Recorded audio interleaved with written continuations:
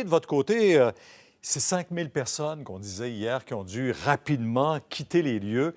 Et là, vous vous retrouvez dans un hôtel qui a été carrément transformé en centre d'hébergement pour les sinistrés. C'est pas compliqué, Pierre. 90 de l'hôtel, me disait la dame à la réception. Là, le téléphone ici ne dérougit pas, mais pas du tout. 90 des réservations que l'on a ici sont des sinistrés. Des sinistrés d'un peu partout, mais en majorité de Sainte-Marthe-sur-le-Lac. Je me trouve donc à l'hôtel Imperia, en bordure de l'autoroute 640, couronne nord de Montréal. Avec moi, d'ailleurs, Mme Gascon, M. Hardy, vous êtes deux sinistrés, justement, de Sainte-Marthe-sur-le-Lac. D'abord et avant tout, on se retrouve à l'hôtel. Évidemment, j'entendais mon collègue Félix Séguin dire qu'il y avait de l'eau partout. Il y en a vraiment partout à Sainte-Marthe. On ne s'attendait pas à ça.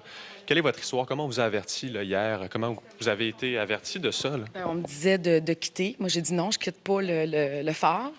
Donc, c'est ce matin. Je me suis couchée à 5h30. Ce matin, à 9h30, là, la Sûreté du Québec, il fallait partir. On a parti jusqu'à temps parce qu'après ça, on ne pouvait plus revenir. L'auto dans le milieu de la rue, là, oublie ça, tu trouves les portes, l'eau rentre.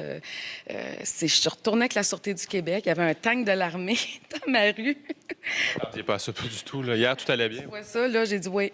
Fait que là, j'avais de l'eau pratiquement presque aux fenêtres, là, moitié du sous-sol, au moins jusqu'à la taille, comme il faut. Vous m'avez montré des photos, des scènes désolantes. Honnêtement, ça ressemble au Titanic. Là. Titanic avec les portes, comme les divans, les meubles qui flottent. Oui, ça ressemble au film, effectivement.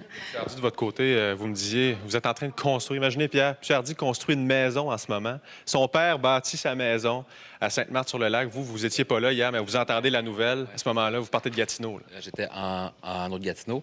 J'ai une amie qui m'appelle, puis elle a dit « check les nouvelles ». Fait que tout de suite, j'ai embarqué dans ma voiture, puis je suis monté. J'étais arrivé chez moi, il était minuit et demi, puis c'est là que j'ai vu vraiment là, que l'eau était partout. Puis j'ai essayé de sauver des meubles et monter sur un autre petit étage. Puis j'ai dormi là, mais ce matin, il fallait que je quitte. Puis là, mon père et mon frère sont venus, puis là, on a pu retourner, puis on a fait 300 sacs de sable avec un ami, puis... En vitesse? En vitesse, oui. Comment ça se passe? Donc, si là, vous savez que ça va probablement durer quelques jours, peut-être des semaines même, en espérant pas, allez-vous dormir à l'hôtel toutes ces nuits-là? Je peux pas me permettre plus que 3 nuits. Ce qui me déçoit, c'est la Croix-Rouge. Je suis très déçue. Ils viennent de recevoir $1 million. Puis là, ils me disent « Ah non, madame, venez vous coucher sur un brancard. » Puis... Un brancard, ah ouais? Oui, les petits brancards là, dans l'aréna. C'est ça. Puis là, si tu veux manger, si tu veux avoir du manger, c'est ici. Fait que là, je le regarde. Ça faisait 2 heures que j'attendais avec mon coupon. Je le regardais, j'en revenais pas. Là, j'ai dit, ben voyons donc. Je dis, les femmes enceintes, c'est correct. Les vieillards, mais nous autres... Non. Fait que là, ça me coûte 600$. Puis voilà, pour 3 nuits. 3 nuits, effectivement. Ça, c'est décevant. Par quoi après? Dormir dans mon char? C'est l'option qui vous reste? C'est l'option qui me reste. J'ai placé ma fille, mon chien, mais non, je vais m'organiser, là, mais je ne paierai pas 200$ la nuit, c'est pas vrai, là. M. Hardy, l'hôtel comme ça, vous allez être avec votre frère, votre père, qui vous attendent en haut? C'est plus pour la soirée, puis moi, j'ai des amis qui habitent dans le coin, fait que pour le reste du temps, je vais aller habiter chez eux, là. Madame Gascon, je vais vous poser la question parce que vous êtes allé voir M. Legault. Tout à l'heure, M. Legault, il faut dire, était à Sainte-Marthe-sur-le-Lac, il est débarqué là. Vous êtes allé le voir, là, vous êtes entré comme ça. Il faut que je parle à M. Legault. Oui, je me suis immiscée, je suis arrivée. Bonjour, je me suis carrément présentée. Puis j'ai posé des questions. C'était un petit peu stressant. Je voulais savoir si c'est réparable, qu'est-ce qui se passe, c'est quoi. Donc, lui, il me parlait que si c'était rénové, 100 000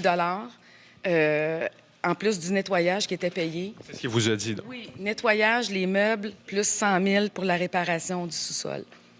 J'ai fait OK, c'est plus que mes assurances. Mes assurances me donnent 10 000. Seulement 10 000 Votre propriété vaut beaucoup plus? Oui, elle vaut pas loin de 320, 330. Et puis, ça fait longtemps là, que je paie des assurances habitation. Toute ma vie, j'ai payé ça. J'ai jamais réclamé. Je reçois 10 000.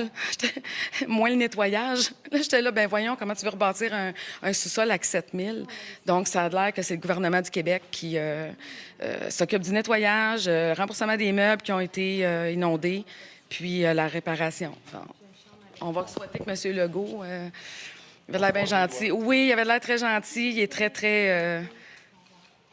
Lâchez pas ça. On est avec vous. Et puis, donc voilà, Pierre, ces gens qui se retrouvent ici, l'hôtel Imperia, comme c'était le cas un peu en 2017, il y avait eu bien des sinistrés aussi qui étaient arrivés ici à cet hôtel-là. Il y a des scènes comme ça, Pierre, voilà.